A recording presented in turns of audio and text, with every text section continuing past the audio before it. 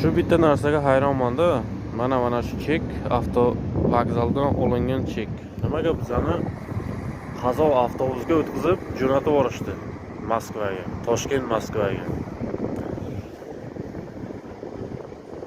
Mana avtobus menga 5-o'rinni bergan. Hozir oldiga borib o'tirsam, ular aytayapti, yo'q, sotilgan deyapti. Bir hafta oldin bu aytayapti, sotilgan deyapti. Mana biletim 5-o'rin.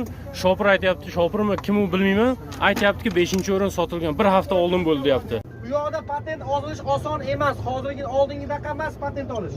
Shuni ham inobatga olinglar akkalar. Kimga kerak bo'lsa, muhtoj bo'lsa olinglar. Shu 40 ming 50 mingni ham yo'lda yeb ichib olasizlar. Ne za что? Olsanglar o'zingizlarga zapas bo'lib turadi. Eski simkartalarga ishonmanglar akkalar. Eski simkarta 25 kun ichigacha ishlamaydi. Foydasi yo'q, ichiga pul solib yurmagan bo'lsanglar. Hozir har kuni zakon, har hafta zakon o'zgaradi Rossiyada. Simkarta pul bormi? Patent, registratsiya, SNILS, INN, трудовой договор, Amina degan narsa chiqqan. Shu narsalar bo'lmasa, любой kompaniyaga boringlar, mana men o'g'il bola emasman aldayotgan bo'lsa. Bitta kompaniyada simkarta ola olmaysiz. Даже bitta dokumentinglar kam bo'lsa, sizlarga simkarta bermaydi. Bu yerda birovga yalinib yurmanglar deyapti, xolos. Sarson bo'lib. Bizga farqi yo'q. Oyginglar kelsa mana operator. Там внутри денег не будет, брат.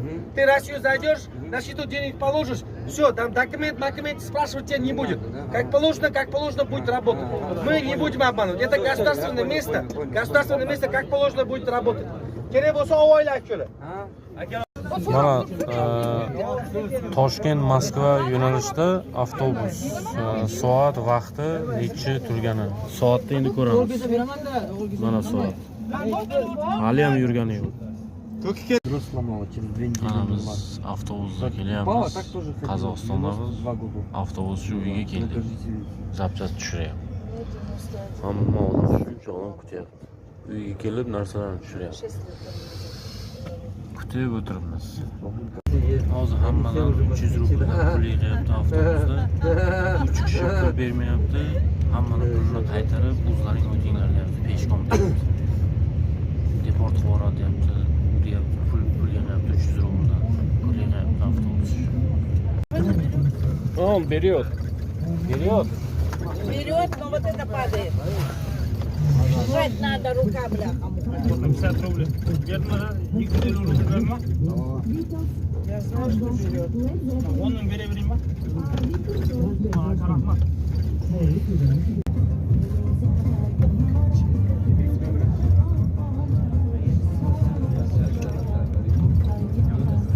Adam tamoyga yetmasdan tushiraylik kunda. Tamoyga yetmasdan tushib qolsa shu 3 ta odam. Kim 3 ta odam? Shu bermagan 3 ta odam tushib qolsa tamoyga yetmasdan. O'zi qanday o'tsin keyin. Endi shuncha 3 ta odamga 3-chi odam pulni qaytarmaydi shu narsa. Shu 3 ta odam tushiringlar, tamoyga yetmasdan bo'ldi. Yetmaganlar birovga berdi hozir.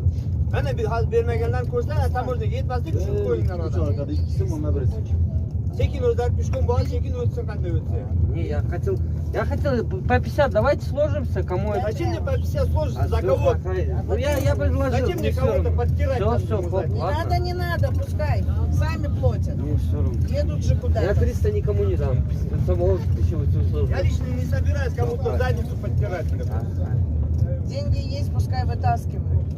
Mana biz Ochratda turgan edik.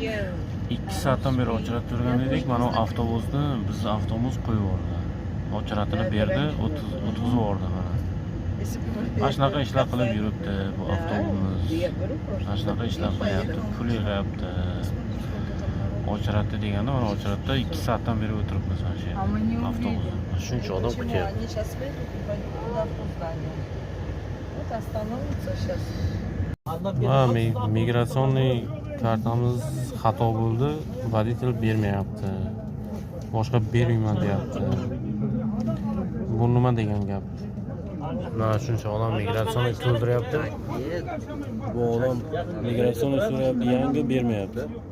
Yo'q deyapti migratsiya. Bo'lmasa qo'lida ko'p turibdi. Lishni ko'p turibdi, bermayapti. Migratsionniy xato bo'lgan, ko'pchilik xato qilgan, bermayapti.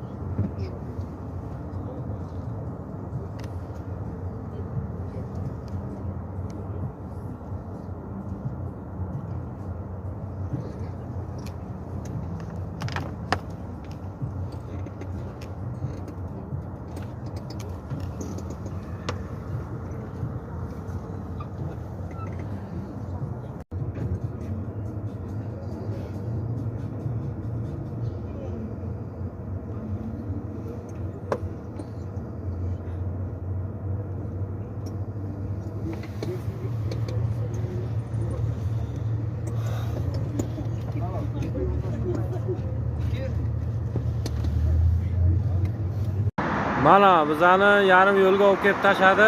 Mana shunaqa qilib odamlarni azoblab, urishib, janjal qilib olib kelib tashadi Nijniga. Mana shu ko't avtobusga o'tirmanglar mana shunga. Mana shu haromga o'tirmanglar. Ko'rsalaring o'tirmanglar.